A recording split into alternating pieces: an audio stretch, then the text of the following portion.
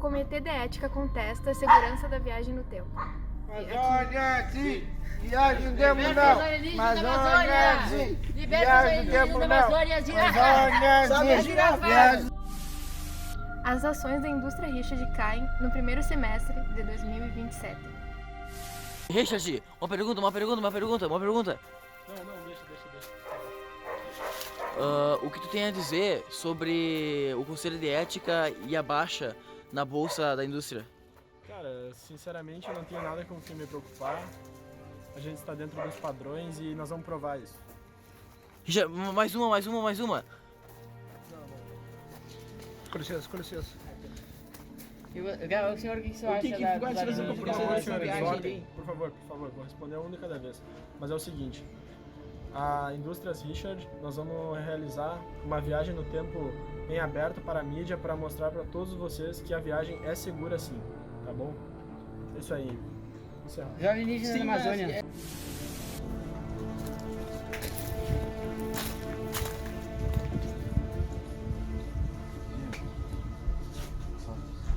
Obrigado.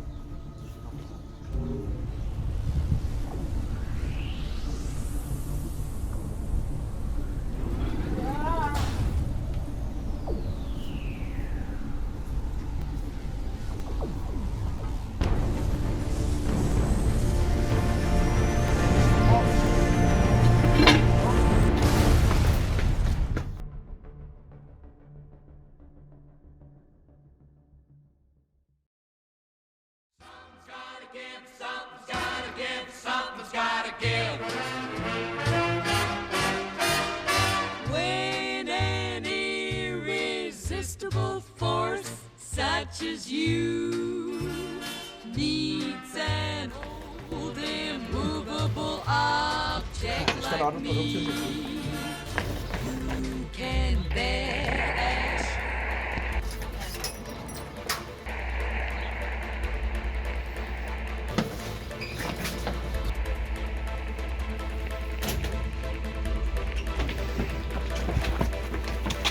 Que isso? Chama a polícia!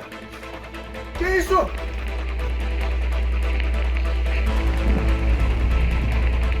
Brasileiros, o ano 122 da independência nos encontra empenhados na luta definitiva para o destino da pátria. As solenidades promovidas para celebrar esse nosso acontecimento não podem, por isso, limitar-se à simples expansão de regozijos.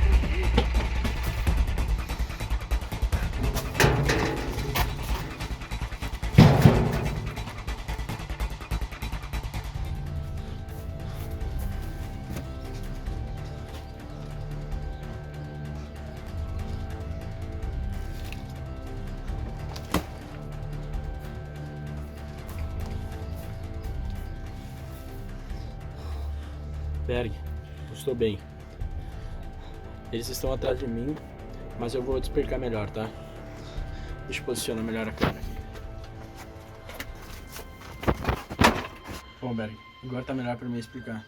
Eu acho que eu tô em 1943 e o porquê que eles estão correndo atrás de mim é que nós estamos em época de guerra e eles não têm nenhum registro meu porque eu voltei no tempo, né? Então é o seguinte, Berg, em 1938 o mundo ele passava por diversas ditaduras. Está passando, no caso, na Alemanha, na Itália, no Brasil e na União Soviética.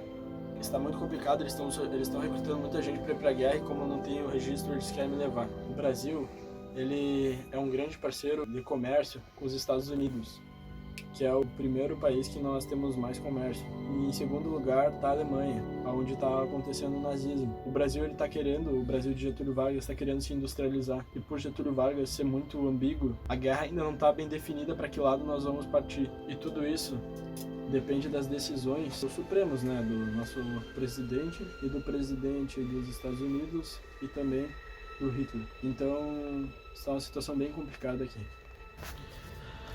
Tive que mudar a posição aqui porque já está mais tranquilo a situação. Em 1939 começou a Segunda Guerra Mundial. O Brasil, com o seu presidente Getúlio Vargas, por ser muito ambíguo, ninguém sabe para que lado ele vai se posicionar.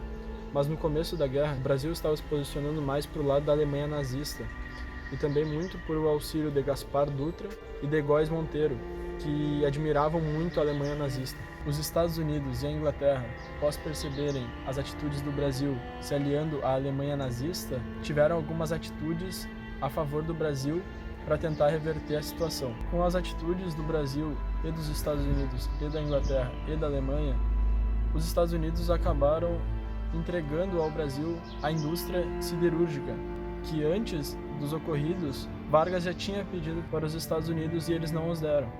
Mas no caso, Oswaldo Aranha fez as entrelinhas e conseguiu a ajuda dos Estados Unidos para que o Brasil não se aliasse ao lado dos nazistas.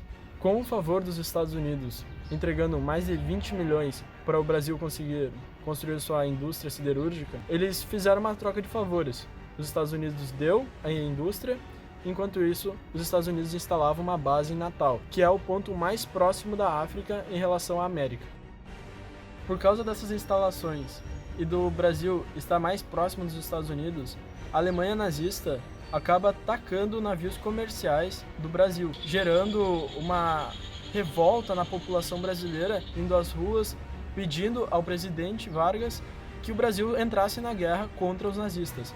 Mas apenas depois de um bom tempo que o Brasil realmente entrou na guerra.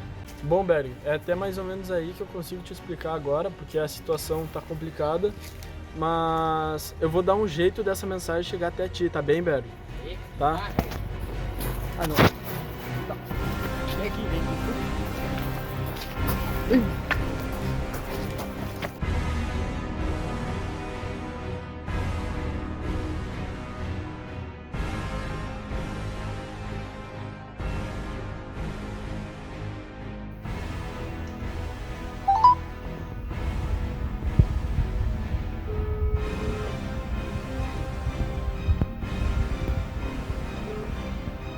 Alô? Bruno, Oi. preciso da tua ajuda. Só vem, cara. Um segundo eu tô aí.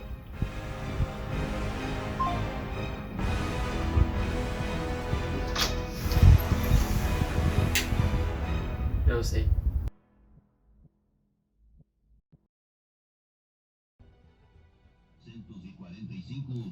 Cessar fogo. Era a derrota de Hitler e Mussolini. 16 de julho do Oeste, no ano de 1944, começam as operações de retorno ao Brasil. O valor destes homens seria reconhecido por todos que fizeram a história da guerra na Itália. A eles coube... Ô, peraí. Volta. Aí mesmo. Aproxima nele ali. Aí mesmo. Esse é o Antônio. O Antônio, sim. Peraí, que ano é isso, meu? 1945. É pela linha, vai.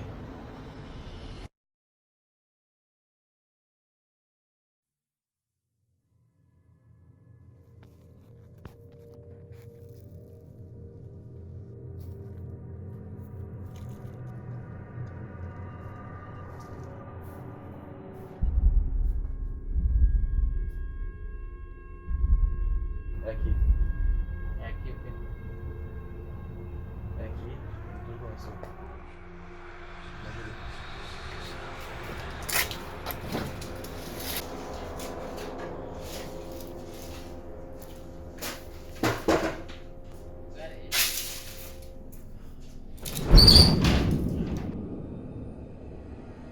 Ah, tá. A luz aqui. Vem aqui. Vamos lá. Quando me ver no portal, deve ser... 36.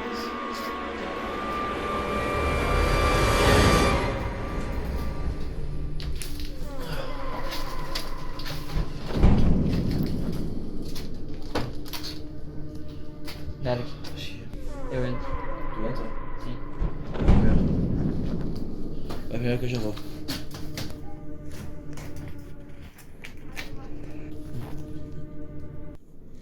Tá.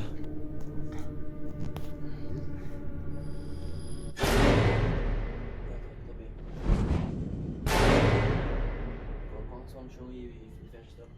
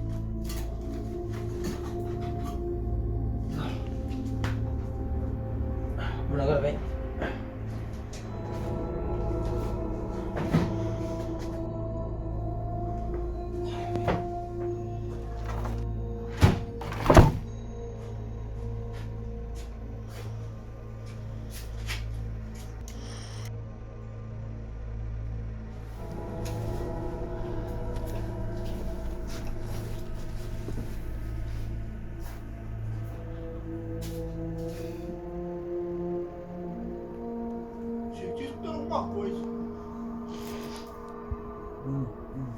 A faca.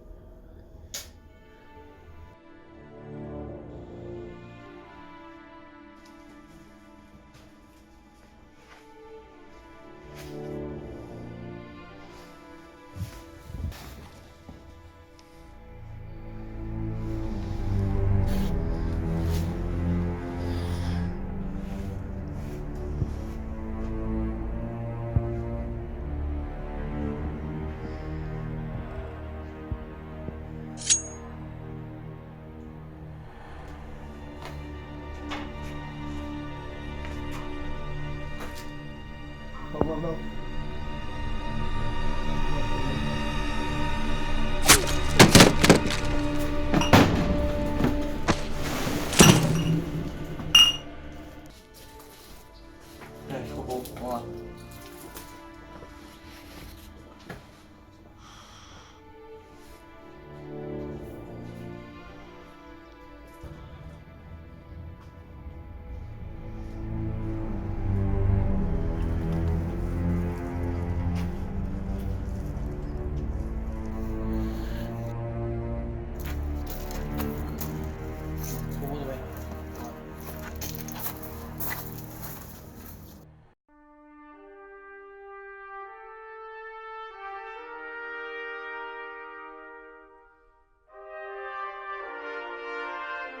Tudo bem. Tá bem.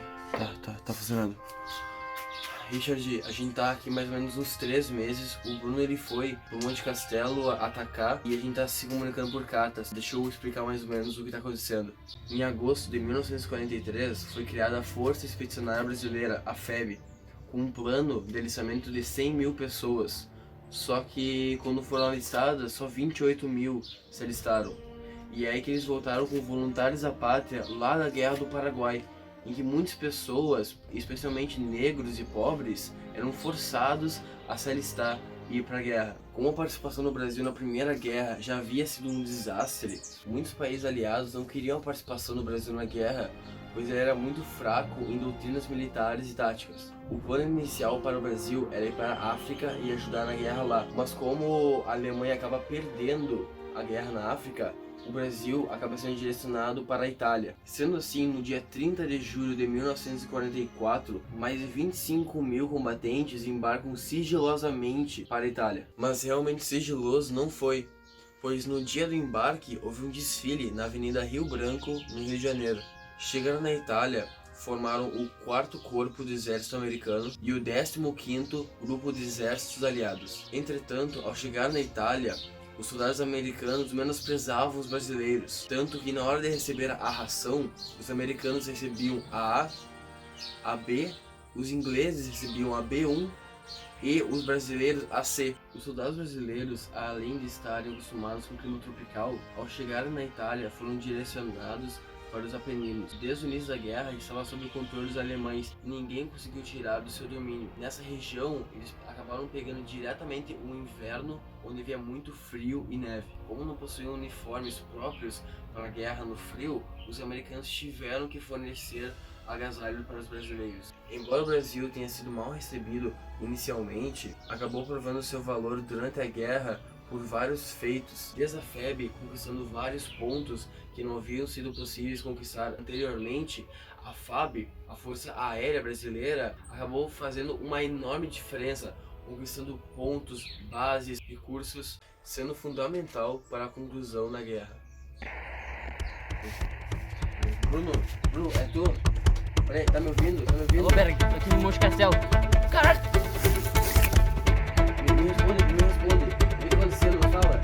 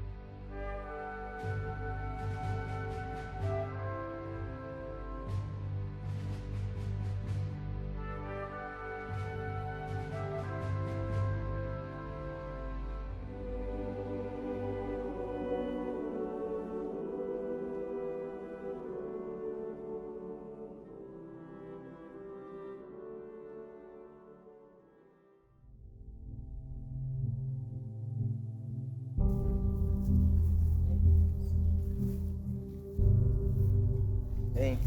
Você conhece esse cara?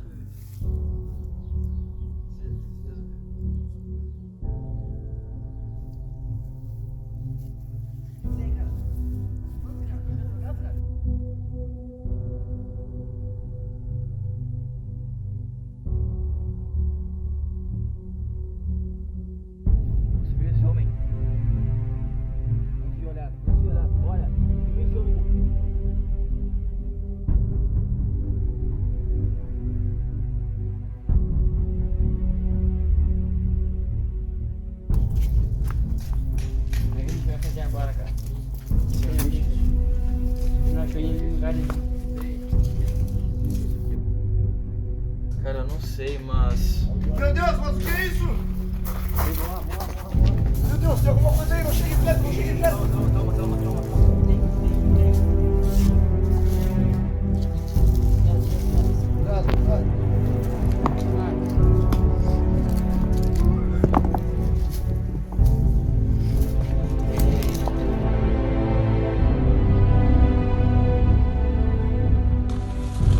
Provavelmente, se você está vendo esse vídeo, é porque eu já morri.